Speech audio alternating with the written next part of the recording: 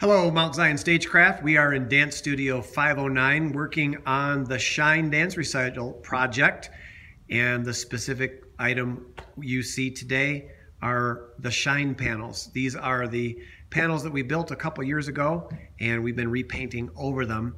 And so you can see we've painted these a light yellow base coat. This will form the color of the rays of the sunburst. And now we have to mask those rays off. On last week's video, I showed you how we traced the lines and laid them out. And so now what we're doing is masking them off. You'll see a few rays have already been completed over there on the left side. And you're now looking at, above the white sun cover there, you're looking at all these dots of paint, or excuse me, of blue tape, wondering why are all these blue tape pieces at random there for? Well, we're going to explain that now. So we're going to show you how this process works. Before we begin, I'll show you the tools that we're working with.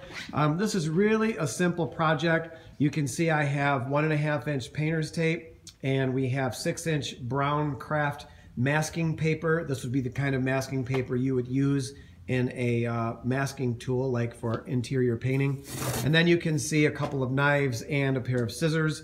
Knife or scissors, whichever you most feel comfortable with. Okay. Now we're going to show you how this works. So we're looking here at a panel, and the first thing I'd like to point out is you can see the pencil lines, which represents the ray.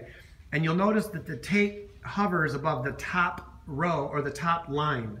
So there's one there, there's another one there, there's one way up there, but you see the tape is only above the top line, and there's a reason for that. We're going to show you why. All right, so bringing our materials over to us, let's see, the first thing I'm going to do is take my 6-inch mask paper, and you can see I have nice long arms so I can stretch out. And I want a few inches on each side past the panel. So I've got my piece, and we're going to start off there. Now I like to do a little crimp and, tear, and we're good there. Now Joyce is going to grab this other end. Now we put these tape pieces here a day or so ago, so this was a little crinkly. But basically, you want to put a person on each point. Now, you don't want the masking tape or paper right on the line. You want it hovering about 1/2 inch below. And then I'm going to take this piece of tape that's been pre-staged there, and boom, right? She'll put one right there in the middle.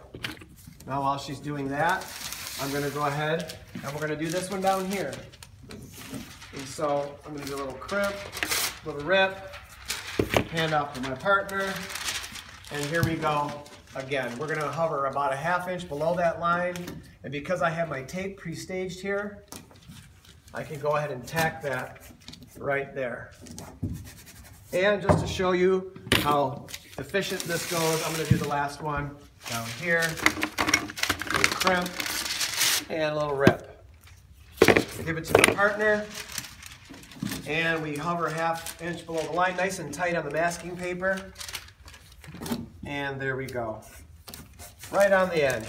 And we'll use this one in the middle. So you can see it's obviously still not complete, so we're going to finish off the last step with the roll of tape. So we just need a roll of 1.5, and I'm going to go from bottom to top. So the reason why we did the tack points is because if you try to mask and tape at the same time, it gets a little fussy and gets cumbersome. All we need is to tack these pieces in place, and once they're there, now I can go with one piece end to end. Whoops. The nice thing about painter's tape is you can take it off. This is my steering hand, and I can put that right on the line in one clean piece. I'm going to do that to this piece. Now the challenge with these is these panels are on wheels, but as you can see I can use a nice big piece.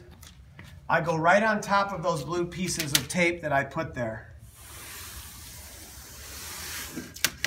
Got that one done, and I'm going to do this one. Following my line,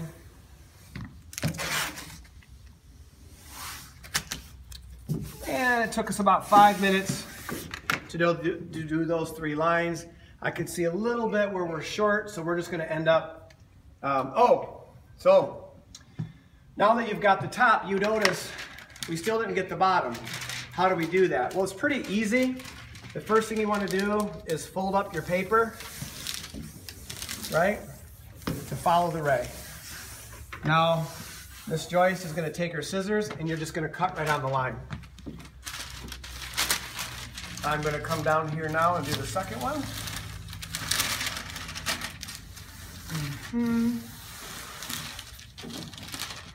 It's good to be about a ½ inch off. You don't want to be too close to the line because you remember, you've got 1½ inches of tape to work with, so you don't need to be too kind of close and exact. You get on the floor here. And I've got my line, so I'm going to crease that paper just like that.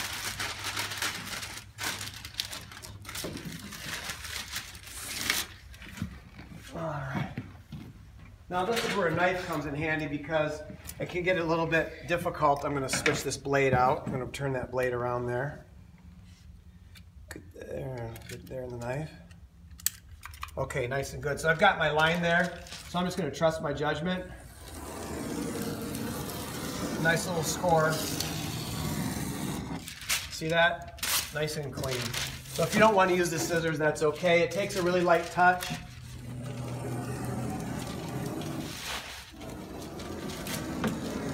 It's not like I'm trying to score a line into the wood. I'm just trying to cut through, a ½ millimeter piece of paper. And then I rinse and repeat.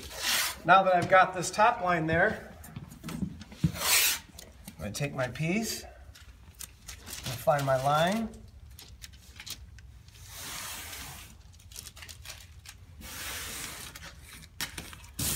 That's done. Or like they say in Orange County choppers, that's done, son. And the nice thing about working with these long pieces of masking, if you make a mistake, you can peel it up. Nice and smooth. And then we just have to finish off this little, well, I'll use a razor knife for that. Just gonna follow the line. Nice and clean. See how I've got one big tape? When you're masking, you don't want to be inching along like this, little bit by little bit. Because what happens is you'll get all these little jogs in your paint that do not look good. So as much as is possible, and I know I have long arms, you want to use big long pieces. Your driving hand is the hand that holds the tape. Your sticking hand is the hand that has the tape in it, and you want to get that tacked down. And now what I'm doing is I'm following that line. I'm always looking at least 12 inches in front of my hand, so even though my hand's here, I'm actually looking here, because I know that my hand will follow my eye.